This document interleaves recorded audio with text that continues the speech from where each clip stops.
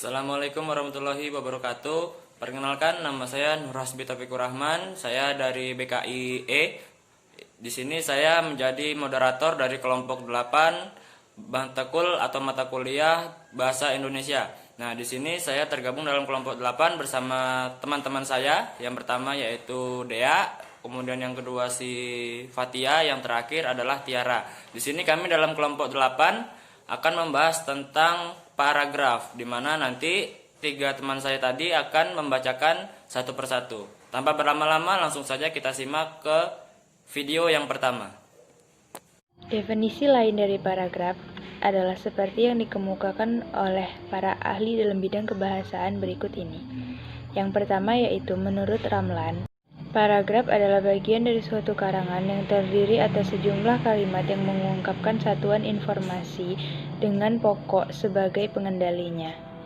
Yang kedua yaitu menurut Handayani dan kawan-kawan. Paragraf adalah serangkaian kalimat yang bertalian untuk membuat suatu ide atau gagasan yang baru. Yang ketiga yaitu menurut Wiyanto.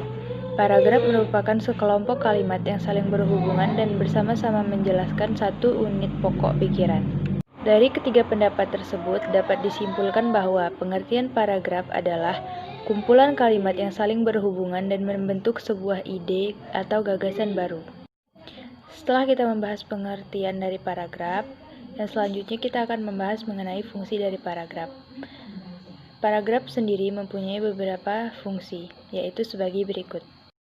Fungsi paragraf dalam sebuah kalimat dapat menjadi pengantar ide-ide, isi kalimat, dan penutup dari kalimat yang disampaikan oleh penulis dalam sebuah karya atau kalimat dalam bentuk tulisan yang dibuat secara logis dan dapat diterima oleh para pembaca. Yang terakhir yaitu memudahkan penulis untuk menyusun ide-ide tentang tulisan yang akan dibuatnya, dapat membantu penulis dalam mengembangkan gagasan-gagasan atau ide dari segala sesuatu yang berhubungan dengan topik yang ingin ditulis menjadi sebuah karya tulis. Jenis paragraf berdasarkan fungsi. Paragraf pembuka. Dalam sebuah karangan, kecuali karangan ilmiah, paragraf pembuka umumnya ditulis untuk memancing rasa keingintahuan pembaca terhadap isi artikel secara keseluruhan. Paragraf isi. Paragraf ini berisi bagian-bagian pokok dalam suatu karangan. Paragraf penutup. Paragraf ini biasanya berisi kesimpulan, saran, harapan, ringkasan, dan penekanan kembali hal-hal penting yang terdapat dalam setiap karangan. Paragraf penghubung. Paragraf ini fungsinya adalah untuk menghubungkan antara paragraf satu ke paragraf lainnya atau karangan satu ke karangan lainnya. Jenis paragraf berdasarkan letak. Gagasan utama. Paragraf dedukatif. Paragraf dedukatif adalah paragraf yang letak gagasan utamanya terletak di awal paragraf. Paragraf indukatif. Paragraf indukatif adalah paragraf yang letak gagasan utamanya berada di akhir paragraf. Paragraf ineratif. Paragraf ineratif adalah paragraf yang letak gagasan utamanya berada di tengah paragraf. Paragraf campuran. Paragraf campuran adalah paragraf yang letak gagasan utamanya berada di awal dan juga di akhir paragraf. Jenis paragraf berdasarkan isinya.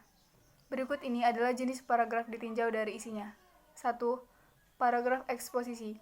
Paragraf eksposisi adalah paragraf yang isinya bertujuan untuk memberikan penjelasan atau pengertian secara singkat dan padat. 2. Paragraf deskripsi. Paragraf ini adalah suatu kalimat yang memaparkan isi gambaran pada suatu keadaan atau sebuah peristiwa, yang bentuk tulisan sehingga pembaca seolah-olah dapat melihat, mendengar dengan merasakan serta mengalami peristiwa tersebut. 3. Paragraf persuasi. Paragraf persuasi adalah paragraf yang dimana isinya dapat mempengaruhi atau membujuk pembaca untuk tertarik dengan gagasan atau ajakan yang dibuat. 4. Paragraf argumentasi.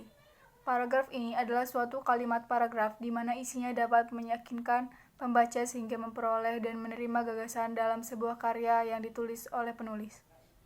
5. Paragraf narasi. Paragraf ini adalah suatu kalimat, paragraf di mana isinya menceritakan suatu peristiwa atau sebuah masalah, sehingga membuat pembaca menjadi terhibur atau terharu. Ciri-ciri paragraf 1 bertakuk atau letaknya agak dalaman ke dalam 5 ketukan spasi untuk jenis karangan yang biasa. Kedua, paragraf menggunakan pikiran utama yang dinyatakan dalam kalimat topik. Ketiga, kalimat topik dan selebihnya adalah kalimat pengembang sebagai fungsi penjelas, menguraikan ataupun menerangkan pikiran utama yang terdapat dalam kalimat topik. Keempat, paragraf menggunakan pikiran penjelas yang dinyatakan dalam kalimat penjelas. Nah, mungkin kira-kira seperti itu materi dari kelompok kami tentang paragraf. Jadi kami mohon maaf dari kelompok 8, memohon maaf kepada ibu dosen, kepada teman-teman semua apabila ada kata-kata yang salah atau pengucapan kata yang salah. Kami mohon maaf, lebih kurangnya kami mohon ampun. Terima kasih, kami akhiri. Wabillahi taufik wal hidayah. Wassalamualaikum warahmatullahi wabarakatuh.